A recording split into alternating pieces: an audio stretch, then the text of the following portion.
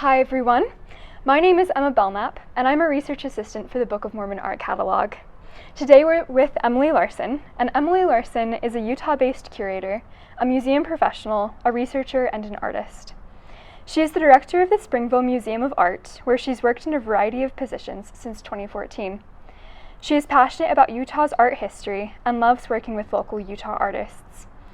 Her research and writing focus on Utah artists and the Utah art scene in the 19th and 20th centuries.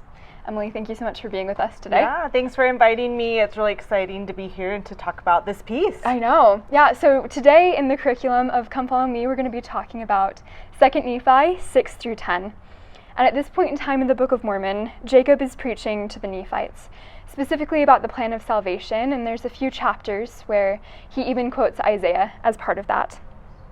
And we're talking about this beautiful artwork here. It's by Franz Mark Johansson, and it's called Resurrection, Restored, 2 Nephi 9-12. It's a bronze piece from 1995, and we're standing in the beautiful sculpture garden of the Springville Museum of Art. So first we'll start by just introducing the scripture that this sculpture is based off of. 2 Nephi 9:12 says, "And this death of which I have spoken, which is the spiritual death, shall deliver up its dead, which spiritual death is hell. Wherefore, death and hell must deliver up their dead, and hell must deliver up its captive spirits, and the grave must deliver up its captive bodies, and the bodies and the spirits of men will be restored one to the other. And it is by the power of the resurrection of the Holy One of Israel." So, Emily, how do you feel like this artwork interprets that scripture? Yeah, so the scripture is all about resurrection. Yes. And the joining of the physical body with the spiritual body. Mm-hmm. And I think you can see Franz Johansson depicting that kind of in a very literal way. There is a physical body here. You can see it coming out of the grave or the womb. It's physically rising from wherever it was resting as a dead body, but come back to life, resurrected. And it's very beautiful the way that he's used the lines of the bronze to capture that upward movement. It's really hard with bronze for things to feel like they're lifting. Yes. Very technically difficult. Yeah. And so he's done that really impressively, and you can even see these wrappings or whatever the body would have been buried in are starting to unravel, so that that chain of death is coming undone, and the bodies come back. Yes, life is that's resurrected. beautiful. I also, earlier we were talking about how oftentimes Johansson will include references to the veil. And it almost feels like the cloth can even represent the veil lifting, that the separation between the spiritual and the physical has been unraveled, as you said. Yeah, definitely. Yeah, I totally agree. Yes, and I love something else that you said as well, how it feels light, but it also feels like the body is heavy, but it's rising nevertheless. Yeah, so it almost feels impossible in some ways what he physically... Yes. And again, that lightness of spirit and the physicality of the body coming together, yes. I think visually and materially, Johansson's really captured that. Yeah, and I feel like that's a really good way to encapsulate discussions about the resurrection, how it feels impossible, but yet it's happening, and it's happening here. Yeah, for sure. So how would you contextualize this piece within the larger LDS art context? Yeah, so as you kind of mentioned a minute ago, Franz Johansson is his work, and I guess first to contextualize it within his larger body of work, yes. He's really interested in these spaces where the spiritual world and the physical world combine, and in the veil specifically, the divisions between the spiritual and the physical. Yes. And you see that in a lot of his work, and in all the works in our collection by him, and in most of the work that I'm familiar with him.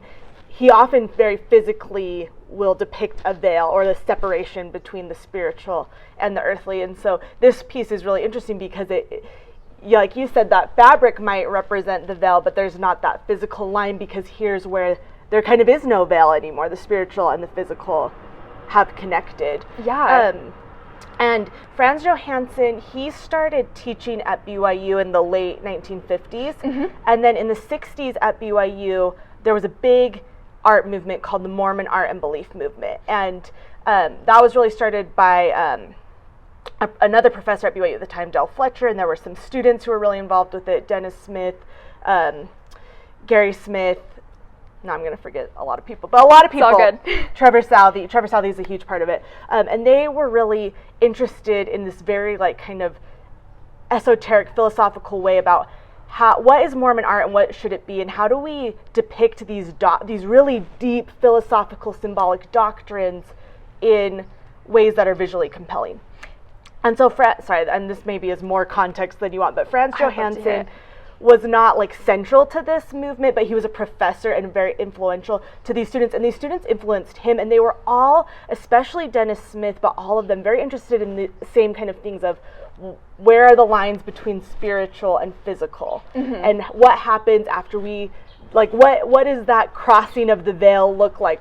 What does that journey look like? In Dennis Smith's work, you see it a lot. He creates sculptures too where they're crossing through veil, or they're those giant airplane contraptions where it's about like physically transporting from earth to heaven or to the spiritual realm. And so that was, I think, so influential for anyone in the art department in the 60s, these big kind of philosophical conversations and about how we portray these in visual art, and how do we create that symbolic visual language that can accurately and adequately depict these really complex doctrines and spiritual ideas. And so he was pretty young when that was happening in terms of like his time at BYU, and he then taught at BYU for 20 more years. He retired kind of early in 1989, and then kept working and exploring in these same themes. So this in 1995 is a couple years after he's retired and working full-time as an artist, but you see him still exploring those same ideas. And you can see the influence of someone like Franz Johansson in the way that artists today are working. Like I would say someone like Kirk Richards is really influenced by these ideas of the Mormon art belief movement, and Franz Johansson specifically in the way we're thinking about we have another piece in our collection that Kirk did that's about resurrection. And I think now I'm just kind of rambling, but you can see you can kind of draw this web of how this moment in the 60s really influenced the way people started thinking about this doctrine and making art that's inspired by the scriptures. Yeah, that's fascinating because I'd never heard about him before working on the catalog. And I found a quote online from an exhibit done at BYU, the Types and Shadows exhibit. Oh, cool. It says that he was the founder of a contemporary art movement that expressed spiritual belief through the human form. And I feel like you just did a really good job of summing up not only how he was the founder of that movement and helped people explore this, but also how we're still drawing from that influence today. Yeah. And I have to say, just because this, for the art nerds out there, there's probably a lot of scholarly debate about like who really founded the art and belief movement and who's at the core of it and there's a lot of different arguments to be made. I think a lot of people would argue that he's the founder of it. Yes. So we just, to be scholarly accurate, we want to just mention that. But I think no one would argue that he was definitely part of it and part of that time at BYU in the 60s and really influential. Yeah, for sure. And again, what a beautiful piece, what beautiful ideas they're all exploring. Yeah. Kind of to go along with that question, what elements do you feel like Johansson here includes that convey his message to the viewer? Yeah. Well, I think what you were just saying too about how he uses the physical form, the physical body to represent spiritual ideas, and that becomes very symbolic for him. Obviously, this is a sculpture of the human body, and kind of what we've talked about at the beginning of that lightness, of that ability in bronze to depict an upward movement, plus the fabric unraveling. It's just really incredible, the symbolism that he's included in this piece. Yes.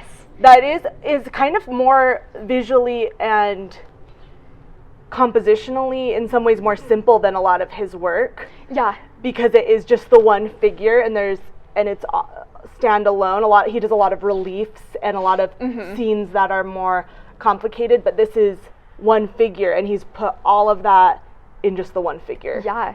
And something else that I feel like I immediately notice is that this was cast in bronze. And bronze, we can see here, it patinates, patinas, whatever the past tense of patina is. But I love the juxtaposition between the fact that the bronze is aging, but at the resurrection we never will. It feels very, even sculptures, art will age, but because of Jesus Christ, because of the resurrection, we won't. Yeah. And that I just think is brilliant, along with all the symbolism you talked about. No, so. I think, the material choice is really interesting. Well, and I think because Franz Johansson, he sculpts and he paints. Yes. And so to do this subject matter as a sculpture, also I think there, like you're saying, the bronze, even the way that bronze lasts forever, of art mediums that you can choose that are the most hardy, that will age and show signs of aging, but have the longest shelf life, bronze is one. And so to do it in bronze is a very permanent choice that kind of speaks to the permanence of that resurrection and the strength of that, of reuniting the spirit and the body. Yeah, I never even thought about that. That's brilliant. It was inspired by your brilliant comment. So, all right. Well, last question before we wrap up. Can you share your personal reaction to this artwork? Yeah. Well, this is an artwork that is just stunning visually, right? My first reaction always is just like, it's so elegant. Yes. And even just those, I think too, like another thing that's part of kind of the resurrection symbolism is like there's a lot of hard lines but a lot of soft lines, so that juxtaposition of hard and soft, it's almost like a dancer in some ways with the movement, which again speaks to like the life. Yes. But it's not alive, but it is because of the movement. And we've included this piece in several exhibitions here at the museum, a lot about death and about different religious ideas, but for me it is that hope of life after death, of something after death, or what that looks like. And that's what it always makes me think about as I reflect on it, is what are the things, what does happen after death? Yes. And how can we keep alive our connections to our loved ones who have passed away? To me, it makes me think about that division between life and death, spiritual and earthly.